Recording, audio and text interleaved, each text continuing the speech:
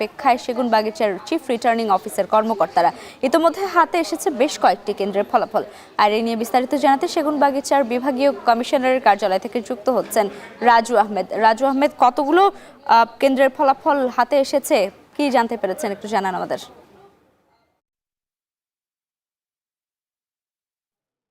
জানিয়ে রাখতে চাই যে এই রিটার্নিং কর্মকর্তার কার্যালয় থেকে মোট 13টি আসনের ফলাফল ঘোষণা করা হবে। ইতিমধ্যেই আমাদের হাতে প্রায় 4টি আসনের ফলাফল এসেছে এবং এই 4টির মধ্যে যদি একটু জানিয়ে রাখতে চাই যে ঢাকা 11 আসনে মোট আসন সংখ্যা হচ্ছে 163টি। এর মধ্যে 17টি আসনের ফলাফল আমাদের হাতে এসেছে। জানিয়ে রাখতে চাই এখানে বিএনপি মনোনীত প্রার্থী এম এ কাইয়ুম তিনি ভোট পেয়েছেন 7,391টি এবং নাহিদ ইসলাম এনসিপি মনোনীত প্রার্থী তিনি ভোট পেয়েছেন 8,969টি।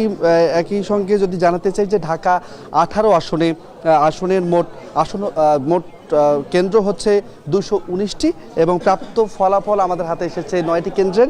এর মধ্যে আরিফুল ইসলাম এনসিপির প্রার্থী তিনি 3,369 এবং বিএনপির এস এম জাহাঙ্গীর হোসেন 4,308টি ভোট তিনি পেয়েছেন। আমাদের হাতে ঢাকা 9 আসনেরও ফলাফল এসেছে আংশিক। মোট কেন্দ্র হচ্ছে সেখানে 170টি এবং মোট প্রাপ্ত ফলাফল আমরা 11টি কেন্দ্রের পেয়েছি। এখানে তাসলিম যারা প্রার্থী রয়েছেন, তাসলিম যারা 2,366টি ভোট পেয়েছেন। একই সঙ্গে তার নিকটতম প্রতিদ্বন্দ্বী শাপলা কোলে জাবেদ মিয়া তিনি পেয়েছেন 2,517 এবং প্রায় 2,000 ভোটে এগিয়ে রয়েছে ধানের শীষ অর্থাৎ বিএনপির হাবিবুর রশিদ তিনি 5,969টি ভোট পেয়েছেন। আমাদের হাতে ঢাকা 7 আসনেরও আংশিক রেজাল্ট এসেছে। এখানকার ভোট কেন্দ্র 165টি, এর মধ্যে আমাদের হাতে এসেছে 6টি কেন্দ্রের ফলাফল এবং যদি জানাতে চাই যে এখানে দাঁড়িপাল্লার প্রার্থী এনায়েতুল্লাহ তিনি 3,414 এবং বিএনপির প্রার্থী হামিদুর রহমান তিনি 3,841টি ভোট পেয়েছেন। এটি মূলত আনুষ্ঠানিকভাবে আমাদের হাতে এখন পর্যন্ত এসেছে।